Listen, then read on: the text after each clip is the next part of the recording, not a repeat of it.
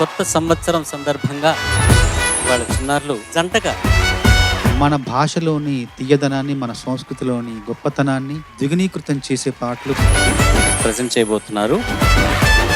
ఒక్కొక్క స్వరం ఒక మనిషి ఆకారంలో వచ్చి స్వరదేవతలు వచ్చి కూర్చున్నట్టు ఉంది ఇక్కడ. అవమానాలే ఆభరణాలు. ఏదైనా నైరాశ్యం మిమ్మల్ని కమ్ముకున్నప్పుడు ఈ పాటలోని పదాలను, పాటలోని భావాన్ని గుర్తు తెచ్చుకోండి. అన్నీ నువ్వే కావాలి అను నిత్యం పోరాడాలి. మిమ్మల్ని విజయ పథంలో నడిపించే పాట. గుండెతో ధైర్యం చెప్పెను, చూపుతో మార్గం చెప్పెను, అడుగుతో గమ్యం చెప్పెను, నేనున్నానని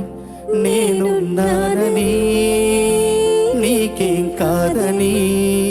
సార్కి 1+1 ఆఫర్ సార్.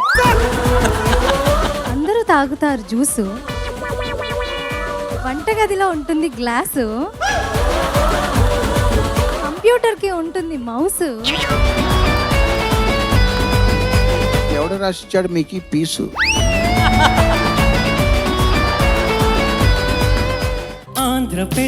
ఆంగ్ల పెదవి హత్తుకున్న నిమిషం. భావం కంటే కూడా శబ్ద సౌందర్యానికి పట్టం కట్టారు చంద్రబోస్ గారు.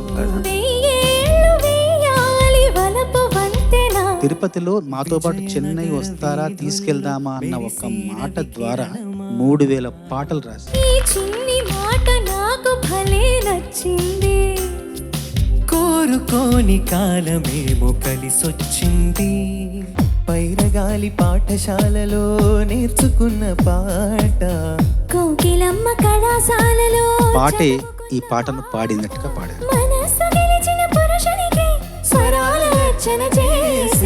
ఈ పాటకి నాకు నంది బహుమతి వచ్చింది.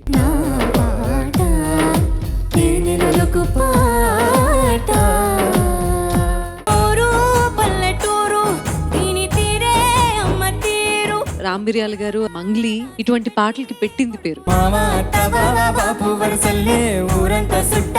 ఇప్పుడు మళ్ళీ వీళ్ళ నోటి నుంచి ఉంటుంటే ఇంత మాధుర్యం ఉంది ఆ పాటలో అనిపిస్తుంది.